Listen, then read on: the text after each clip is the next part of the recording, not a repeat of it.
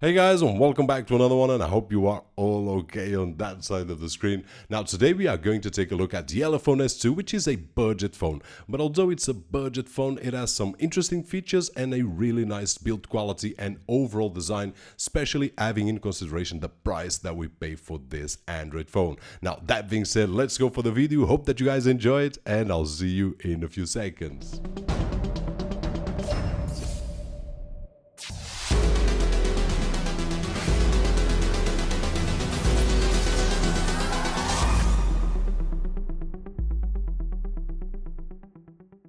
So here we are with the Elephone S2 that features the quad-core Mediateck 6735 CPU, the Mali T720 GPU, 2GB of RAM and 16GB of storage. Regarding the unboxing experience, the S2 comes in a nice packaging, and once we open we will find the Elephone S2 on the top, as we can see on screen, a TPU case, a SIM card tool, 2 spare film screen protectors in addition to the ones that already come installed, a quick user guide, and finally a power adapter. In terms of overall design, it looks and feels really nice, especially having in consideration the price that we pay for it. It's covered with temperate glasses on both sides, so we will get no plastic on the back, and with a really nice metallic frame all around. Pretty light, it weighs only 130 grams and with a thickness of only 6.8 millimeters, which in fact, if we take a look at the 3.5 headphone jack, we can have a better perception of its thickness. And in terms of design, the only thing that I would like to see improved would be the power button and the volume rocker that in my opinion should be a bit more sturdy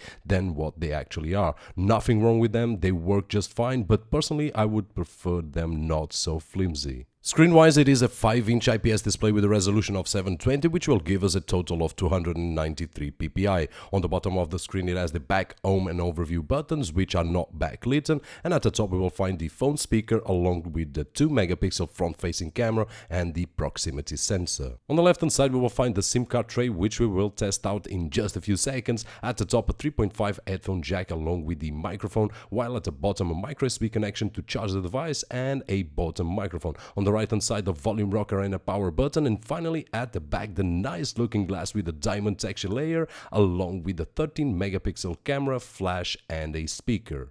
And regarding the SIM tray, it will take up to 2 micro SIM cards plus a microSD. All we have to do is to use the SIM card tool to eject the tray, and then we can place one micro SIM and the microSD card facing down and the second micro SIM facing up, and that is it. Just reinsert the tray back and we will have the option to choose the default SIM to have, or the phone will ask us every time that we make a call which SIM to use. And of course, the additional storage up to 32 gigs. And in terms of responsiveness, although it has the Mediateck 6735, which is not a top-end CPU, we all know that, but the phone overall is responsive. On all my testings, I found no issues at all when browsing through apps or even changing from app to app on the last used apps. So in my opinion, it has the great performance for the everyday casual use. And it comes with a clean installation of stock Android Lollipop 5.1 with just a few apps installed, which in my opinion it is great. And one of those apps it's pretty interesting, which is the Smart Wake app that will let us configure multiple gestures to wake up the phone or to open any specific app with the gesture, which once again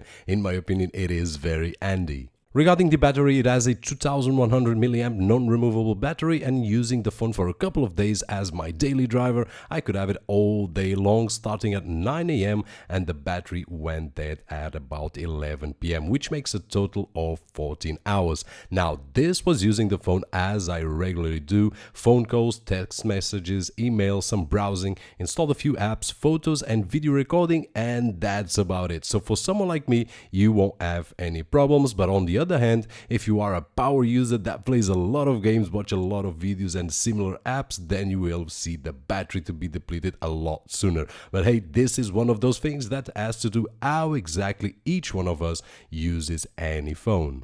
And now let's take a quick look at some benchmarks so that you guys can compare against other devices. Starting with speed test, we got on Wi-Fi 50 megabits per second on download and 20 megabits per second on upload. On disk speed test, 107 megabytes on reads and 36 megabytes on writes. Geekbench 3, 491 on single core score and 1354 on multi-core score. On Antutu, roughly 20,000. 3D Mark score, iStorm Extreme 2000, and finally on Epic Citadel, 45.6 frames per second of average score. And in terms of gaming results, I tested out Beach Buggy and Asphalt 8 and there were no performance issues at all. Once again, the CPU and GPU combination is not the fastest on the market as we saw on the benchmarks as well, but having in mind that it's only pushing a 720 resolution screen, the results are more than acceptable. By the way, you won't see my hands on the phone screen because I'm using the iPega 9028 on this test, and if you want to check out the full review about it, just check out the YouTube cards on the right top corner of this video. And regarding the video playback, although the screen resolution is 720p, the tests were all made with 1080 video files, and for that I used the latest version of Kodi 15 Eyes and Gods. Now the samples played were Big Bug Bunny and Tears of Steel, as we can see on screen, and my feedback is that the Elephone S2 is totally capable of playing this kind of content without any issues. One more reminder is that the movies are stored on my NAS and played across my network, so nothing is stored on the phone itself. Finally, I would also like to mention that Big Bug Bunny and Tears of Steel were publicly shown under Creative Commons 3.0 license, and all credits are due down below on this video description. And finally, in terms of video and picture quality, something that you will be judging yourself. Resolution-wise, videos are recorded at 720 and pictures with a resolution of 4160 by 3120. And in my opinion, with good light conditions, both videos and pictures can be acceptable. But for a more precise evaluation on that side of the screen, which is what matters most, please feel free to download the original samples included in a link on the video description. So in conclusion guys, things that I did like the most were the nice packaging that the Elephone S2 comes in, the overall design and build quality having in mind the price that we pay for it, the ability to have dual micro SIM cards plus a micro SD, and finally the performance is well balanced. On the other hand, things that I did like the less were the volume rocker and power buttons that on my opinion could be a bit more sturdy than what they actually are. And that is it regarding the Elephone S2 review. Hope that you guys enjoyed the video, and if you did so, don't forget that thumbs up over there. My name is Roberto Jorge, and as always, I'll see you on the next one.